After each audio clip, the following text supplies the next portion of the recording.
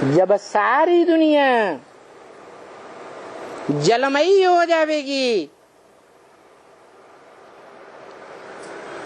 तब जलमयी में वो बाप नहीं डूबेगा।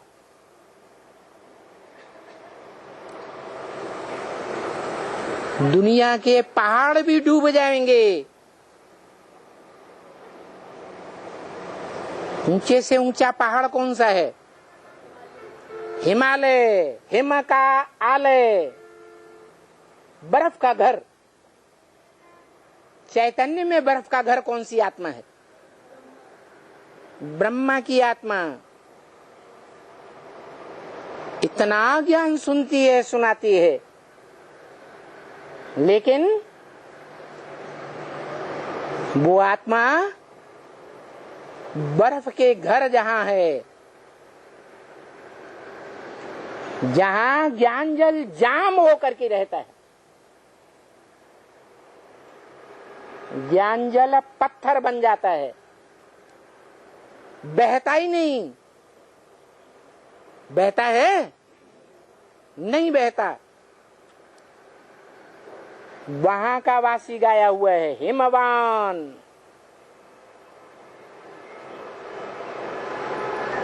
पार्वती का पिता।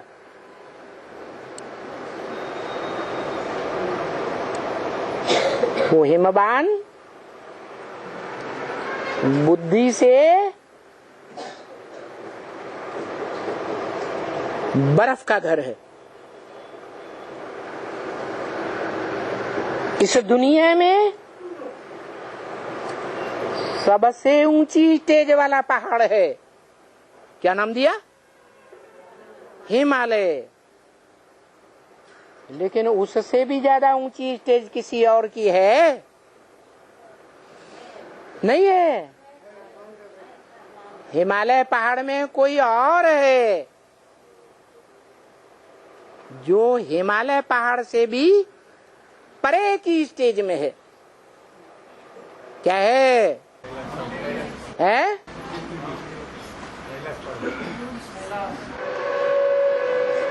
एवरेस्ट। क्या?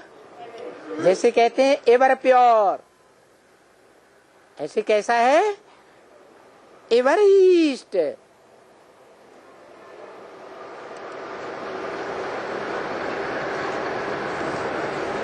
किस बात में एवरेस्ट?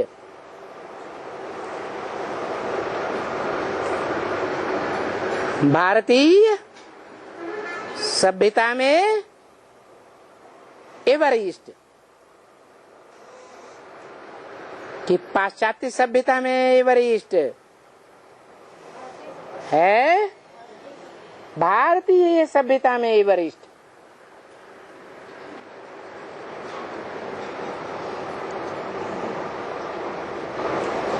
जो भी उसके कुल में है,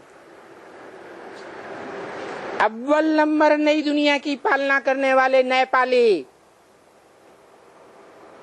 वो भी पाश्चात्य सभ्यता में डूबने लग पड़ते हैं। खान पान पाश्चात्य सभ्यता का, पहनावा उड़ावा पाश्चात्य सभ्यता का, मकान दुकान भी पाश्चात्य सभ्यता की, रोटी कपड़ा मकान सब कुछ है पाश्चात्य सभ्यता का। लेकिन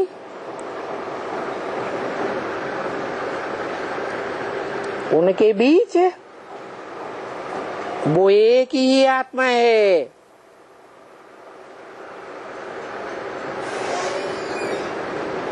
जो न विदेशियों से प्रभावित नहीं होती।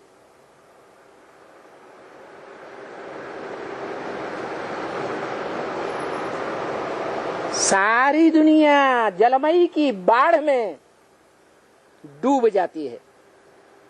बाढ़ में क्या होता है?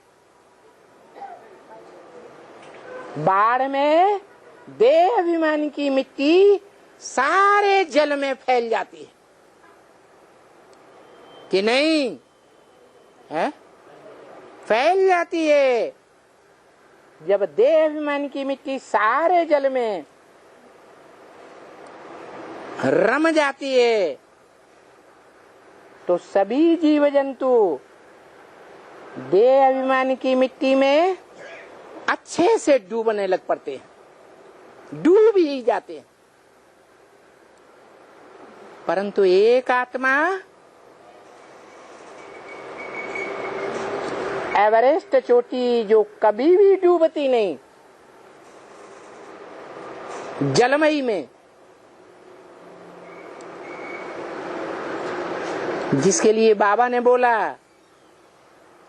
तुम बच्चे जब विकारों की दलदल में पूरा ही डूब जाते हो, एड़ी से लेकर के सर तक, तब चोटी बचती है। उस ब्राह्मण चोटी को पकड़ के मैं खींचता हूं।